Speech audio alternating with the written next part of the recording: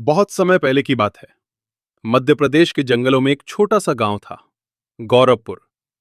गांव के बाहर एक बहुत ही पुरानी और रहस्यमयी गुफा थी, जिसका नाम था कालेश्वरी गुफा। गांव के बड़े बुजुर्ग कहते थे कि वहां कोई जादूगरनी रहती थी, जो सदियों पहले इस गुफा में आकर बस गई थी। उसने अपनी शक्तियों से उस गुफा को घना और भयानक बना दिया था। कोई भी उस गुफा में जाने की हिम्मत नहीं करता था। परंतु गांव के बाहर रहने वाला एक 14 वर्षीय लड़का था, आर्यन। वो बहुत साहसी और जिज्ञासु था। एक दिन वो अपने दोस्तों के साथ जंगल में लकड़ियां बीन रहा था। तभी उसे गुफा के अंदर से फेंट सी आवाज सुनाई दी। बचाओ, कोई है, बचाओ।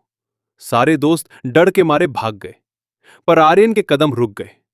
उसे लगा, अगर कोई सच में फंसा होगा तो।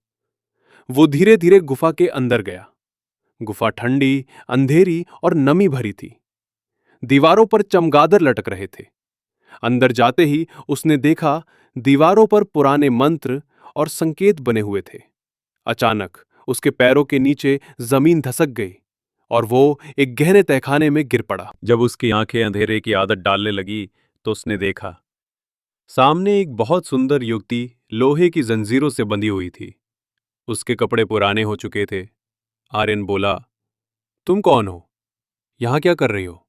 वो बोली, मैं रुद्राक्षिणी हूं।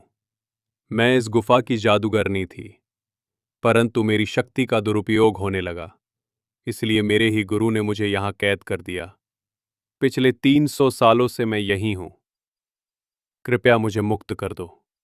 आर्यन को डर भी लग रहा था और दया भी। उसने कहा, पर मैं तुम्हें कैसे छुड़ाऊं? रुद्राक्षिणी ने कहा, गुफा के सबसे भीतर एक नीला रत्न रखा है। उसे मेरी जंजीरों पर छुआ दो।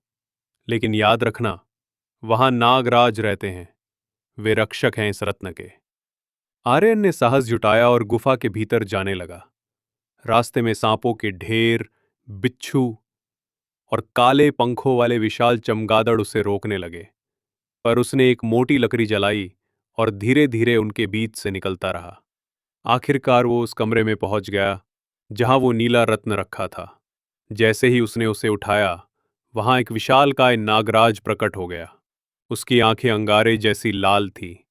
नागराज बोला, इसे लेने की हिम्मत कैसे की? आर्यन कांपते हुए बोला, मैं किसी का भला करना चाहता हूं, बस। नागराज कुछ देर उसे देखता रहा, फिर बोला, बहुत कम लोग बिना स्वार्थ के यहां आते हैं।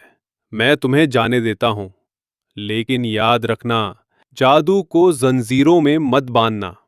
आर्यन ने धन्यवाद कहा और भागता हुआ रत्न लेकर रुद्राक्षिणी के पास पहुंचा। जैसे ही उसने रत्न जंजीरों पर रखा, एक तेज रोशनी फैली। जंजीरें टूट गईं। रुद्राक्षिणी धीरे धीरे हवा में उठी। उसकी आंखें नीली चमकने लगी और उसके बाल हवा में लहराने लगे। वो बोली, तुमने मुझे मुक्त किया। मैं तुम्हें एक आशीर्वाद देती हूं। जब भी तुम संकट में फंसोगे, बस मेरा नाम लेना, मैं तुम्हारी रक्षा करूंगी। इतना कहकर वो एक नीली रोशनी में बदलकर आसमान में गायब हो गई। आर्यन ने पीछे मुड़कर देखा। गुफा की दीवारें अब सुनहरी हो गई थीं। वहां फूल खिल गए थे। जब वो गांव लौटा, तो सब लोग उसके साहस की तारीफ करने लगे। लेकिन आर्यन जानता था, सच्चा जादू साहस, दया और निडरता में होता है। इस कहानी से हमें ये सीख मिलती है कि साहस और दूसरों की मदद का भाव ही सबसे बड़ा जादू